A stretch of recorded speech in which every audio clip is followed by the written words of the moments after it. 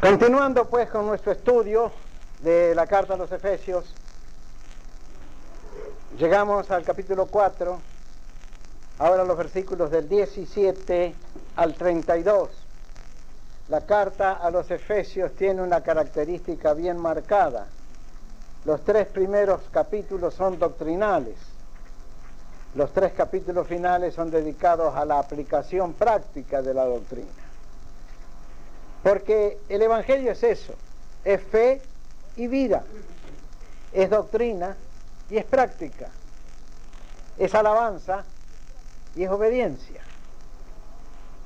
Y no se puede ser buen cristiano sin llevar una buena vida cristiana también. Y aquí el apóstol Pablo en estos versículos, Efesios 4 del 17 al 32, Pablo habla acerca de la aplicación práctica de los grandes principios espirituales del Evangelio. En esta sección hace un vívido contraste entre la vida antigua como pagano y pecador y la nueva como cristiano e hijo de Dios. Vamos a ver primero los versículos 17 al 19. Titulamos a esta sección Elementos conspicuos. Sí, sí hay. A ver, ¿quién tiene más hojitas? Elementos conspicuos de la vida vieja. Conspicuo significa destacado, eminente, lo que sobresale. Pablo dice en el verso 17, ¿quién lo lee? Efesios 4, 17. Esto pues digo y requiero en el Señor, que ya no andéis como los otros gentiles que andan en la vanidad de su mente. La vanidad de su mente. Miren qué concepto tiene Pablo de la sabiduría griega, de la filosofía griega, de los conocimientos grandes y profundos que ha adquirido el hombre independiente de Dios. Vanidad de la mente le llama. No es que Pablo estuviera en contra de la inteligencia, él era un hombre inteligente. No es que estuviera en contra de los conocimientos, Pablo procuraba siempre tener más conocimiento. No es que estuviera en contra de la cultura, Pablo era un hombre de 3 culturas, cultura judía, cultura griega y cultura romana tenía. No estaba en contra. Pablo estaba en contra de la vanidad de la mente cuando quiere prescindir de Dios. Cuando la mente humana quiere prescindir de Dios, entonces sí, Pablo se encolerizaba contra tal actitud de los hombres. Y recomienda a los creyentes de Éfeso, no andéis como los otros gentiles que andan en la vanidad de su mente. Vamos a ver algunos versículos bíblicos. Salmo 2, verso 1. ¿Qué dice? ¿No lo saben de memoria? ¿Por qué se amotinan los pueblos y las gentes piensan cosas vanas? Salmo 4, verso 2. Hijos de los hombres, ¿hasta cuándo volveréis mi honra en infamia? ¿Amaréis la vanidad y buscaréis la mentira? ¿Hasta cuándo, oh hijos de los hombres, volveréis mi honra en infamia? Amaréis la vanidad y buscaréis la mentira. La Biblia señala la inteligencia humana como cosa que aleja de Dios más que acerca a Dios. Proverbios 30, versos 7 al 9. Proverbios 30, 7 al 9. 2 cosas te he demandado, no me las niegues antes que muera. Vanidad y palabra mentirosa aparta de mí. No me des pobreza ni riqueza, manténme el pan necesario. No sea que me sacie y te niegue y diga, ¿quién es Jehová? Porque siendo pobre hurte y blasfeme el nombre de mi Dios. 2 cosas te he demandado, no me las niegues antes que perezca. Vanidad y palabra mentirosa aparta de mí. El salmista también quería pensar pensamientos divinos, no pensamientos humanos. Y dice también, no me des pobreza ni me des riqueza, manténme del pan que he menester. Una gran oración cristiana hecha por un hombre del Antiguo Testamento. Así que la vanidad de la mente de poco sirve. Muy brillante, capaz de hacer grandes imaginaciones, inventar grandes filosofías, pero en el fondo hueca y vacía. Segunda cosa, dice el apóstol Pablo en el verso 18. ¿Quién lo lee? Efesios 4, 18. Teniendo el entendimiento entenebrecido, ajenos de la vida de Dios por la ignorancia que en ellos hay, por la dureza de su corazón. Entendimiento entenebrecido. Como la gente que no tiene la iluminación del Espíritu Santo piensa todo chuecamente, piensa todo patas arriba. Cuando estamos evangelizando a alguna persona y esa persona se pone dura, enseguida vemos cuán necia es, cómo tuerce los argumentos que nosotros les ponemos, cómo sale diciendo disparates con tal de no aceptar la verdad que le estamos predicando. Así que cuando vean a alguno con el entendimiento entenebrecido, no se preocupen. Ya había esa clase de gente en los tiempos de Pablo. Pero Pablo les dice a los de Éfeso, no sean ustedes como eran antes, cuando tenían el entendimiento en tinieblas. Ahora ustedes pueden usar su entendimiento para entender la palabra eterna de Dios. Un versículo, Romanos 1:28. Y como ellos no aprobaron tener en cuenta a Dios, Dios los entregó a una mente reprobada para hacer cosas que no convienen. Mente reprobada para hacer cosas que no convienen. Como los gentiles no quisieron entender a Dios con su soberbia inteligencia, Dios les entregó a una mente reprobada para pensar lo malo y hacerlo torcido. También, 1 Corintios 1, 18 al 21. Porque la palabra de la cruz es locura a los que se pierden, pero a los que se salvan, esto es, a nosotros, es poder de Dios. Pues está escrito, destruiré la sabiduría de los sabios y desecharé el entendimiento de los entendidos. ¿Dónde está el sabio? ¿Dónde está el escriba? ¿Dónde está el disputador de este siglo? ¿No ha enloquecido Dios la sabiduría del mundo?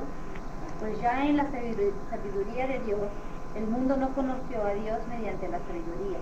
Agradó a Dios salvar a los creyentes por la lectura de la predicación. Qué pasaje maravilloso. ¿Dónde está el sabio? ¿Dónde está el escriba? ¿Dónde está el filósofo de este siglo? ¿Para qué sirven todos esos individuos? La sabiduría humana nunca conduce a Dios. Por lo tanto, puesto que el hombre en su sabiduría no entiende a Dios, plugo a Dios salvar a los creyentes por la locura de la predicación. Es la predicación del Evangelio dicha en forma sencilla, sentida y bíblica también, con la cooperación del Espíritu Santo, que trae luz al entendimiento de la gente, los convierte y los transforma en hijos de Dios.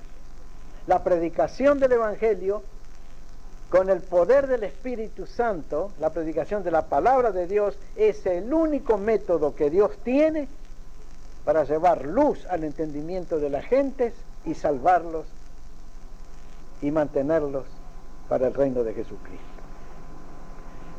Tercera cosa, elemento conspicuo de la vida vieja, ajenos de la vida de Dios. Hay dos versículos que ayudan, un versículo que ayuda a entender mejor esto. Efesios también, capítulo 2, verso 12. Efesios 2:12.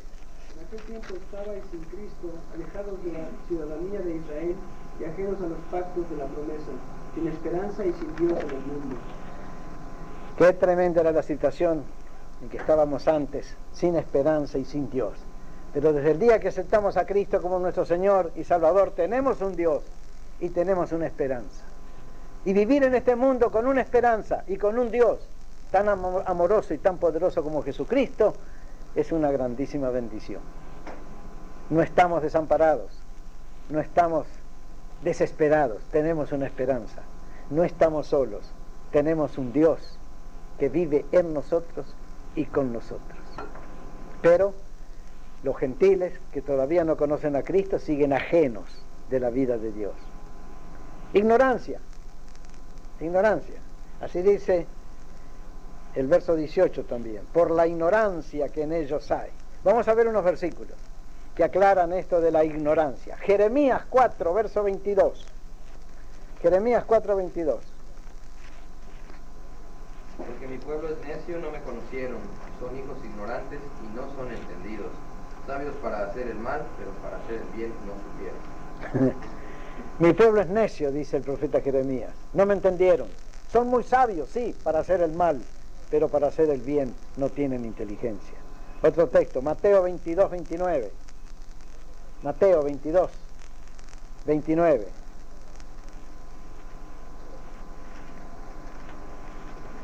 Entonces respondiendo Jesús les dijo: erráis, ignorando las Escrituras y el poder de Dios.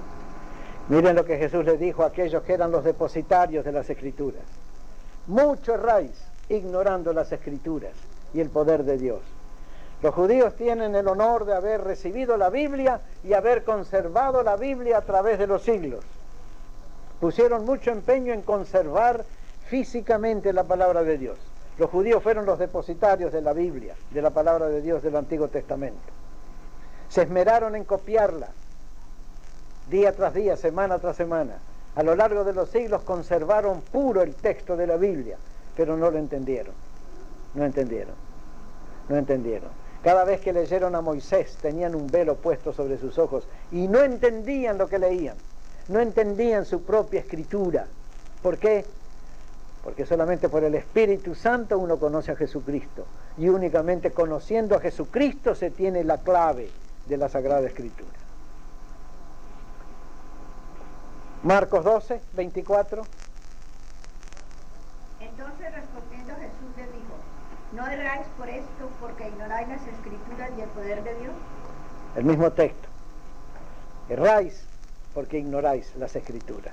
Y si nosotros los cristianos cometemos a veces errores garrafales de doctrina, de vida, de conducta, es por la misma razón, porque ignoramos todo lo que Dios dice en su santa y bendita palabra. Hay un buen artículo, excelente artículo, en la revista Alliance Life, que llegó hoy. Es un artículo que dice: ¿cómo juzgar a una iglesia de éxito? Y menciona a dos hombres que tienen grandes organizaciones eclesiásticas, el Dr. Schuller y Jerry Falwell. Y pregunta el articulista, que es un pastor de la Alianza: ¿es una iglesia de éxito una que llega a juntar 91 millones de dólares al año? ¿No es más bien una iglesia de éxito una que practica la misericordia? Así dice el artículo. Uno que defiende la santidad del matrimonio, una que se acuerda de los pobres. Está muy bueno el artículo, léanlo. Si no reciben Alliance Life pueden hacerse suscriptores. Está muy bueno el artículo.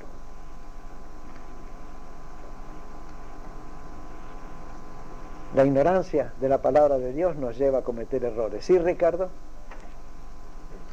Hablando así del éxito de esta iglesia, yo siempre me he preguntado... Las dos cosas van unidas. Ignorancia de la palabra de Dios lleva a la insensibilidad de corazón y de conciencia. Agarran unos cuantos versículos que los favorecen, estos individuos, y con eso defienden su posición. Pero si conociéramos toda la palabra de Dios, conoceríamos qué es la iglesia de Jesucristo y cómo debe vivir la iglesia de Jesucristo y cuáles son las virtudes que hacen fructífera a una iglesia de Jesucristo. Jesucristo demanda de nosotros frutos más que hechos. Y por ignorar el ABC de la doctrina cristiana muchas veces ponemos interés y énfasis en las cosas materiales antes que en las espirituales. Dureza de corazón va junto con aquello. En Romanos 2, verso 5 tenemos una referencia a corazón duro. Romanos 2, verso 5. Pero por tu dureza y por tu corazón no arrepentido, atesoras para ti mismo ira para el día de la ira y de la revelación del juicio de Dios.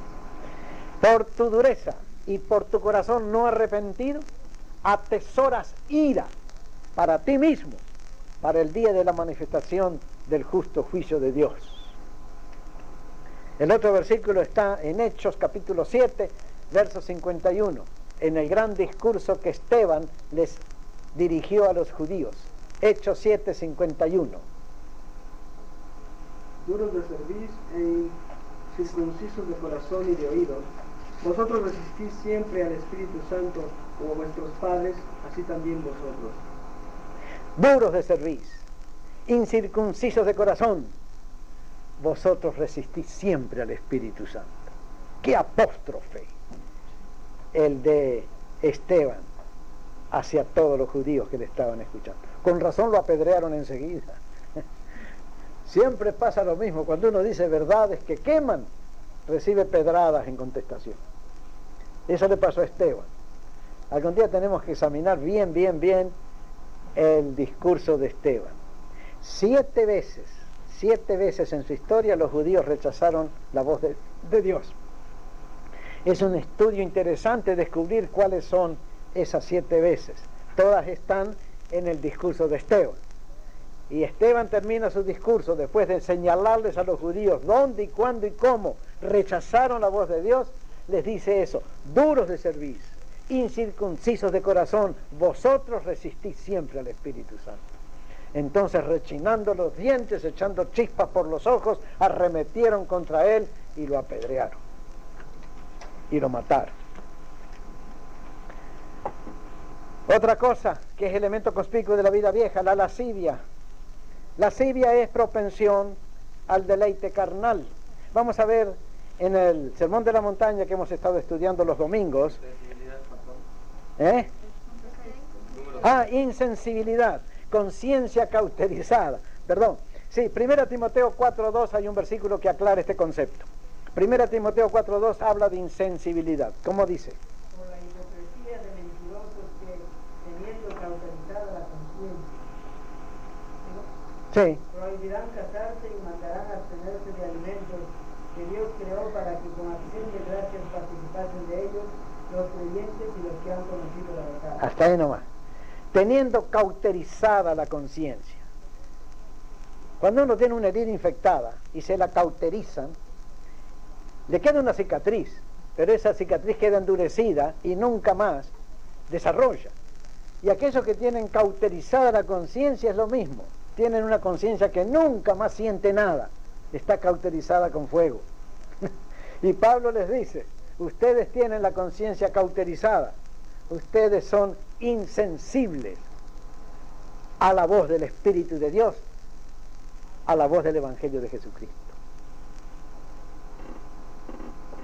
La lascivia es pues propensión al deleite carnal, y hay aquí un versículo muy interesante en el Evangelio de Marcos, capítulo 7, versos 21 al 23. ¿Algunos los lee? Porque de dentro del corazón de los hombres salen los malos pensamientos, los adúlteros, las fornicaciones, los homicidios, los hurtos, las avaricias, las maldades, el engaño, la lascivia, la envidia, la maledicencia, la soberbia, la insensatez. Todas estas maldades de dentro salen y contaminan al hombre. Es del corazón del hombre que salen todas las maldades, no las que entran al hombre. Nada que entra nos puede contaminar. Lo que sale del corazón contamina. Y miren ustedes qué lista, qué catálogo da allí Jesús. Léelo de nuevo, porque es conveniente conocer estos pasajes. Porque de dentro del corazón de los hombres salen los malos pensamientos, los adulterios, las fornicaciones, los homicidios, los hurtos, las avaricias, las maldades, el engaño, la lascivia, la envidia, la maledicencia, la soberbia, la insensatez. Todas estas maldades de dentro salen y contaminan al hombre. De adentro del hombre, de su corazón, de su conciencia, de sus sentimientos. Hay individuos que son, pero una cloaca que está botando continuamente la podredumbre de su alma.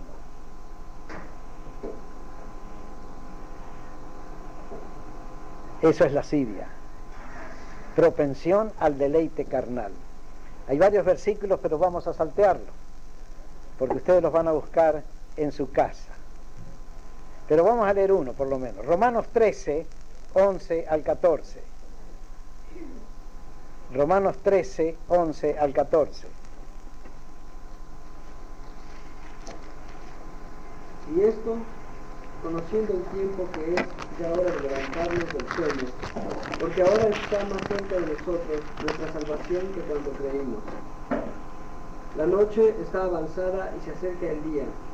Desechemos pues las obras de las tinieblas y vistámonos las armas de la luz.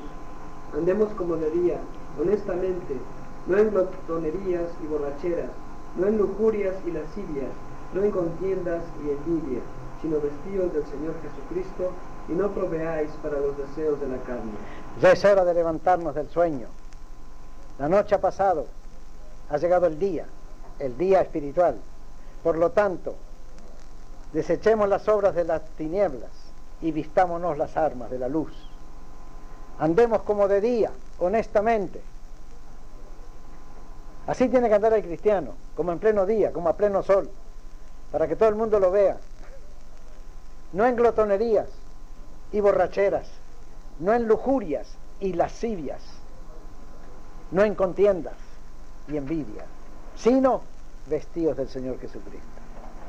El Evangelio demanda que el cristiano lleve una vida limpia, una vida pura, una vida santa.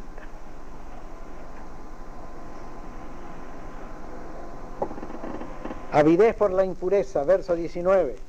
Lean Efesios 4, verso 19.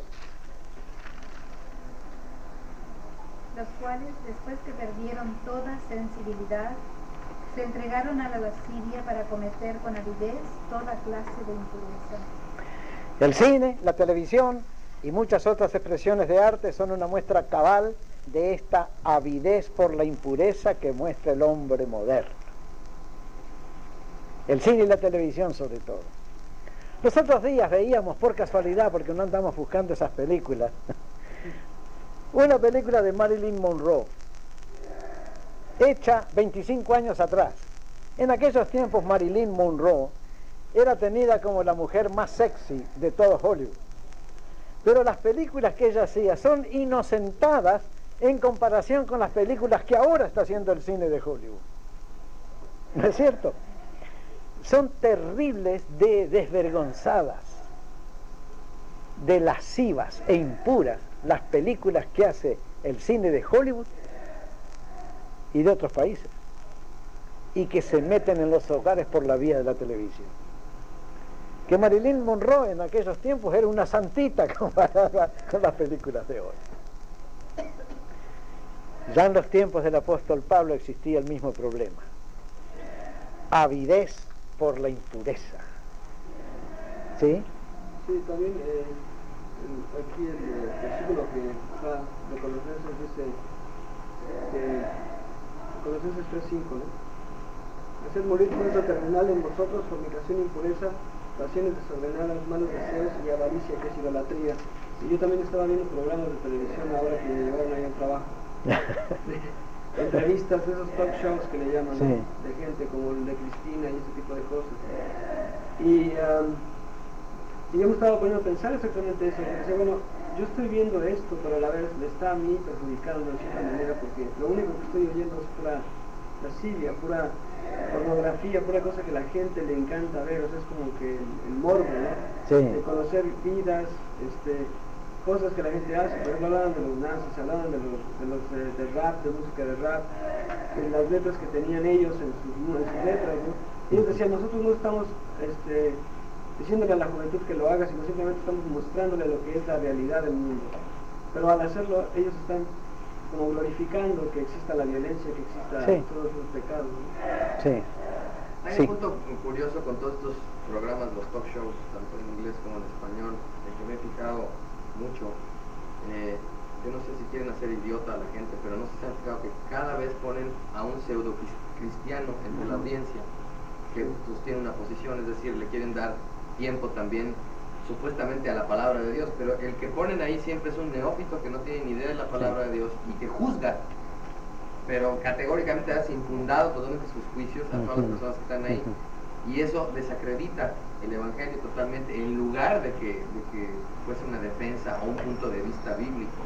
Y esto es algo que me tiene, pues si no perturbado, sí me da risa, me da un poco de coraje, porque la gente cree que son los cristianos que van a defender a Cristo ahí a esos programas, cuando en realidad Cristo no necesita defensa, número uno, Y número 2, podrían invitar a alguien que por lo menos tuviera conocimiento de la palabra y un corazón Claro.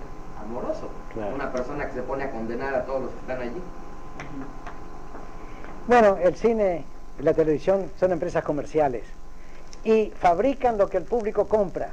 Y al público le gusta eso, entonces hay que darle sexo, hay que darle adulterio, hay que darle violencia, hay que darle de todo lo que es vicioso, porque el público compra eso y se deleita con eso. Bueno, este mundo va madurando para el juicio, ya lo sabemos, y el juicio no está lejano, está cercano. Ahora vamos a ver los elementos conspicuos de la vida nueva. Esto es mucho mejor. El versículo 20 es muy interesante. Efesios 4:20 dice: mas vosotros, los creyentes de la iglesia evangélica de Éfeso, no habéis aprendido así a Cristo. Parece que a Cristo hay que aprenderlo también. No solamente recibirlo como Salvador, sino aprenderlo como maestro y profeta. Vosotros no habéis aprendido así a Cristo. Si en verdad le habéis oído y habéis sido por él enseñados conforme a la verdad que está en Jesús. Y aquí viene una serie de elementos destacados de la vida nueva. Número 1, despojaos del viejo hombre y vestidos del nuevo, los versículos 22 y 24. La vida cristiana se parece a quitarse toda la ropa vieja para ponerse la ropa nueva. Un cambiarse de ropa,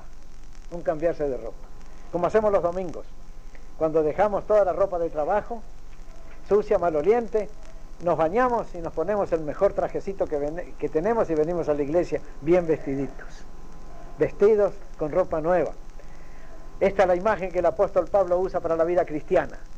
Hemos quitado los harapos inmundos de la vida vieja y nos hemos puesto un vestido blanco, puro, limpio, lindo de la vida nueva. Despojados del viejo hombre, vestidos del nuevo. Leamos Romanos 13, 12 al 14. La noche está avanzada y se acerca el día. Desechemos pues las obras de las tinieblas y vistámonos las armas de la luz. Andemos como de día, honestamente, no en glotonerías y borracheras, no en lujurias y lascivias, no en contiendas y envidia, sino vestidos del Señor Jesucristo y no proveáis para los deseos. El mismo pensamiento. Vístanse del Señor Jesucristo y no provean para los deseos de la carne. El otro texto, Colosenses 3, 2 al 14.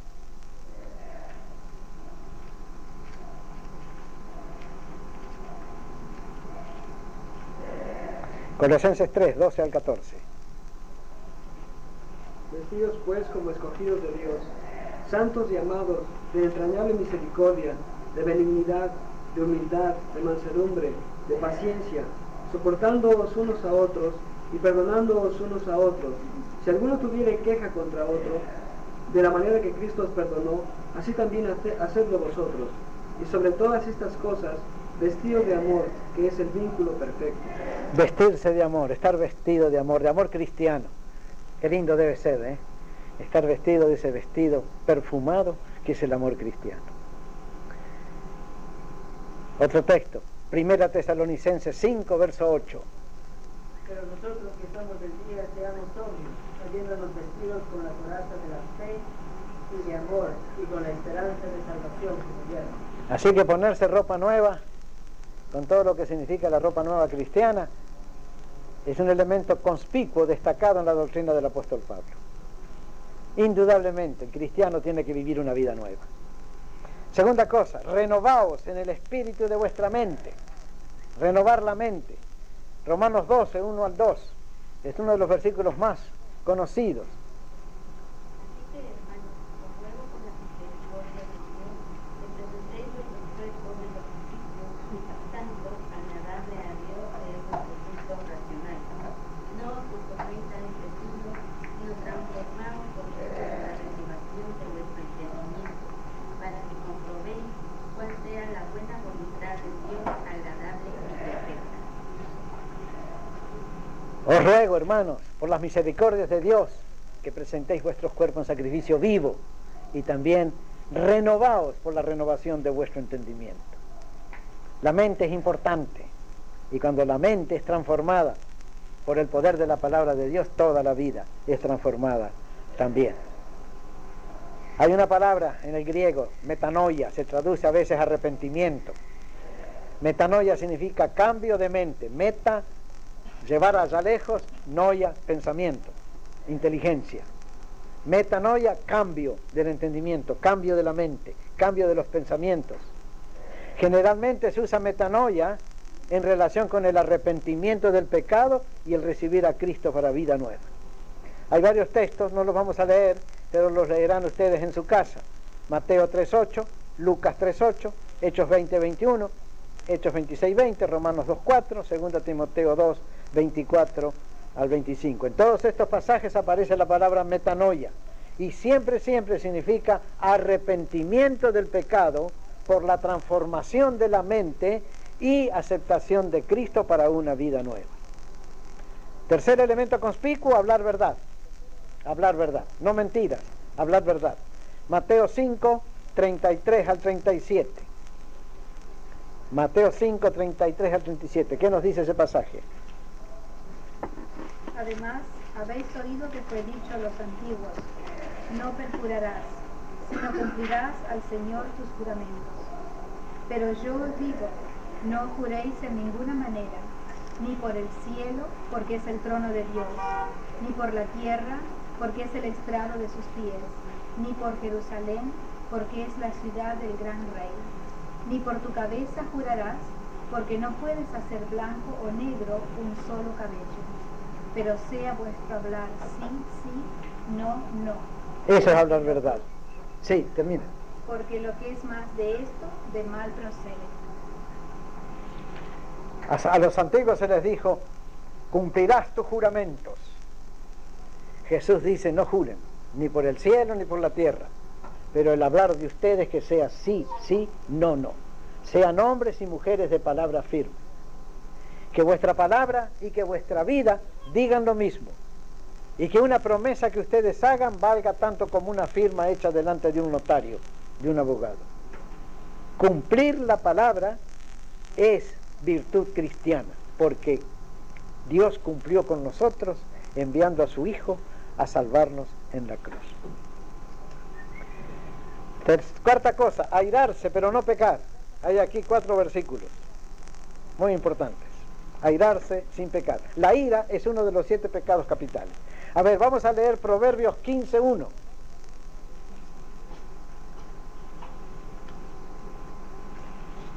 Proverbios 15:1, ¿qué nos dice? La blanda respuesta quita la ira, mas la palabra áspera hace subir el furor. Una recomendación para todos los matrimonios presentes. La blanda respuesta quita la ira, pero la palabra áspera hace subir el furor. Cuidadito con el juego de palabras, con el duelo de palabras, porque la ira sube conforme van subiendo de tono las palabras. Otro proverbio, 26:17.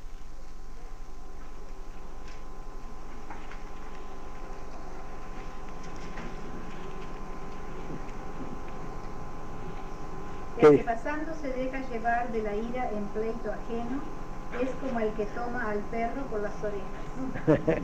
Si uno agarra al perro por las orejas y el perro es bravo, le va a morder la nariz. Y el que pasando se mete en pleito ajeno y se deja llevar de una ira tonta, pues es igual a que aquel que agarra al perro por las orejas y lo torea para que el perro lo muerda. No hay que meterse en pleito ajeno, no hay que dejarse llevar de la ira nunca, porque la ira en el seno de los necios reposa. Hay otro proverbio por ahí, 27:3. Pesada es la piedra y la arena pesa, mas la ira del necio es más pesada que ambos. Pesada es la piedra, la arena pesa también, pero la ira del necio es más pesada que ambas. La ira del santo vaya y pase, es una ira santa, es tolerable, pero la ira del necio, del ignorante, del bruto, del animal, es terrible, es destructiva, hace un daño espantoso cuando estalla. Enojarse siendo santo, vaya y pase, está bien. Jesús se enojó, Pablo se enojó en ciertas ocasiones, pero tenían derecho porque eran hombres de Dios, hombres santos, hombres de verdad. Pero un necio que se pone airado, mírense a Saddam Hussein, se le da por enojarse y empieza a tirar bombas. cómo destruiría el pobre equilibrio que tiene este mundo. El 4 también es de la ira. ¿Qué dice el 4? Cruel es la ira e impetuoso el furor. Mas ¿quién podrá sostenerse delante de la envidia? Fuerte es la ira, impetuoso el furor. Y el otro proverbio es 29:11.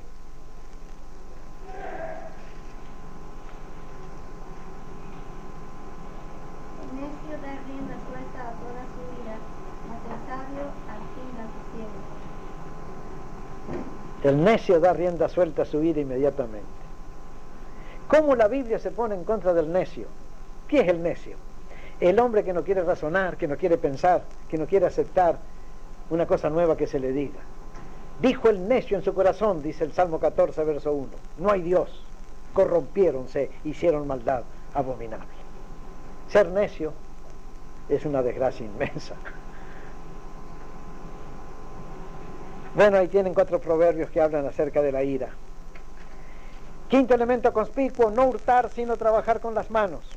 El cristiano tiene que ser trabajador, tiene que ser industrioso. Vamos a ver un lindo pasaje escrito para una iglesia como la nuestra. Segunda Tesalonicenses 3, versos 16 al 12.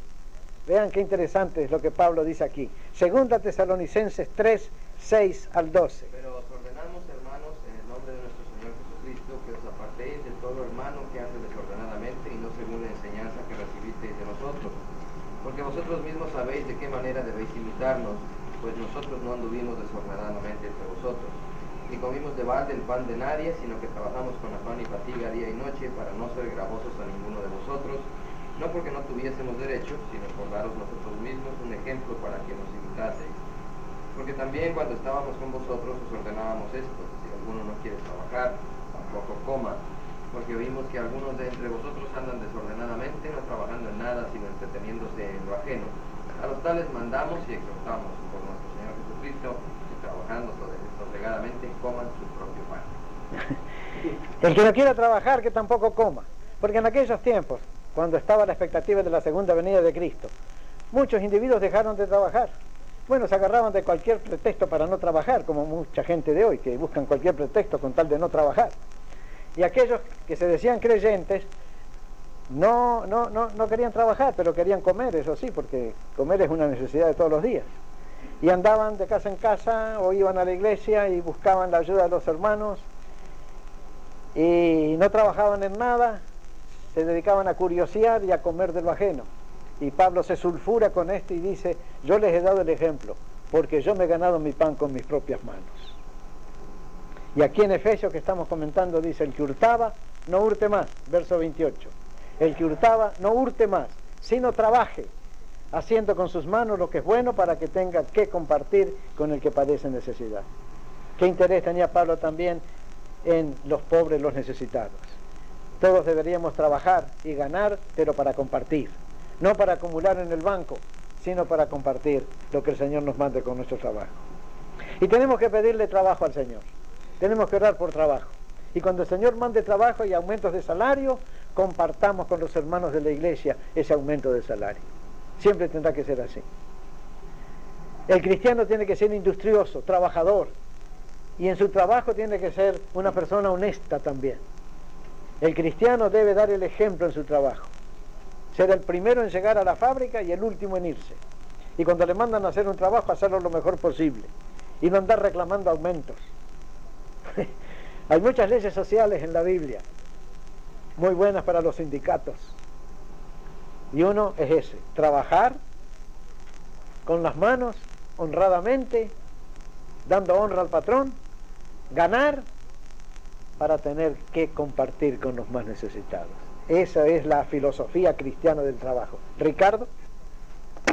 Así que la enseñanza apostólica es trabajar, y si alguno no quiere trabajar, que tampoco coma, que vaya a trabajar y gane con sus manos honradamente su pan, y trabaje bien y honestamente, y cuando reciba un aumento, comparte ese aumento con sus hermanos. Nada de palabras torpes tampoco. Acá dice en Efesios 4: ninguna palabra corrompida salga de vuestra boca, sino la que sea buena para la necesaria edificación, a fin de dar gracia a los oyentes. Vamos a ver un pasaje que soporta esta enseñanza. Mateo 12, 34 al 37. No decir palabras torpes. Lean Mateo 12, 34 al 37. Todo esto habló Jesús por parábolas a la gente.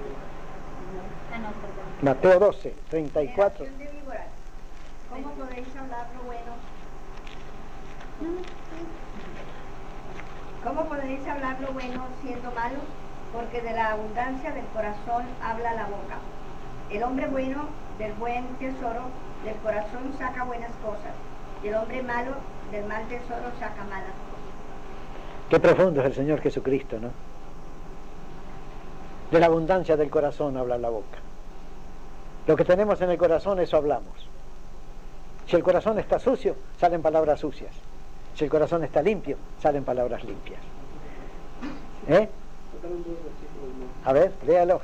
Mas yo os digo que de toda palabra ociosa que hablen los hombres, de ella darán cuenta en el día del juicio, porque por tus palabras serás justificado y por tus palabras serás condenado. Qué cosa tremenda, ¿verdad? Por tus palabras vas a ser justificado y por tus palabras vas a ser condenado.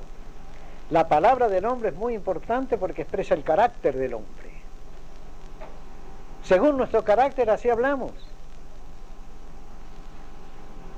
Si hay amor en nuestro corazón, nuestras palabras van a ser amables, pero si hay resentimiento, nuestras palabras van a ser resentidas. Y cuidado con lo que decimos, porque todo lo que decimos puede volverse en nuestra contra en el día del juicio. Así que hay que cuidar las palabras. Ahora, el apóstol Pablo habla de 6 cosas que hay que quitar del carácter cristiano. ¿Cuáles son? ¿Quién quiere leer el verso 31? Quítese de vosotros toda amargura, enojo, ira, gritería y maledicencia y toda malicia. ¿Qué es lo que hay que quitar? Amargura. ¿Está alguno amargo en esta noche? Quítela. La amargura hace daño al hígado y al corazón y a la mente. Enojo. ¿Está alguno enojado hoy? ¿Se enojó con la señora? ¿Se enojó con el esposo? No se ponga el sol sobre vuestro enojo, dice el mismo apóstol Pablo en esta misma carta. Ira. Ninguno está enojado, ¿no? Yo los veo todos tranquilos, hasta medio dormidos los veo. Están calmados. Gritería. Uy, qué horrible es la gritería. ¿Se dan cuenta cómo gritan en las casas la gente? Cuando hay una pelea hay una gritería. La gente no puede hablar en voz baja enojada.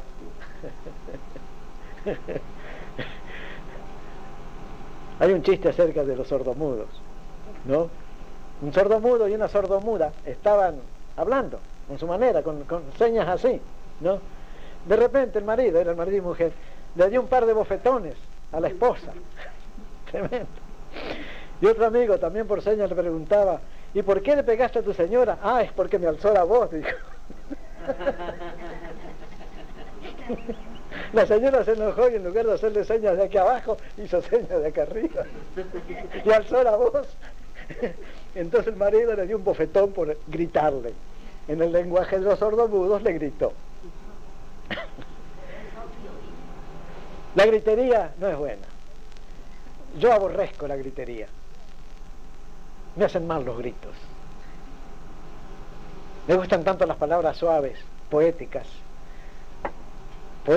palabras que parecen danzar, pero gritos, furia, enojo, a mí me hace mucho mal. Mi alma sufre con la gritería. Que nunca haya gritería en la iglesia, de ninguna especie, ninguna especie de gritería. Maledicencia y malicia, todo eso hay que quitar de la vida cristiana. Y tiene que haber perdón mutuo. El verso 32, ¿por qué no lo leemos todos al unísono, en conjunto? Porque esto está dicho para nuestra iglesia hoy. Efesios 4, 32, leyendo todos juntos. Antes sed benignos unos con otros, misericordiosos, perdonándoos unos a otros, como Dios también os perdonó a vosotros en Cristo. Perdonar como fuimos perdonados. Perdonar para ser perdonados. Esa es la enseñanza de Jesucristo a su iglesia. Conclusión, el Evangelio de las inescrutables riquezas de Cristo, una vez que es puesto en práctica y traducido a la vida diaria del creyente, enriquece esa misma vida y la hace vida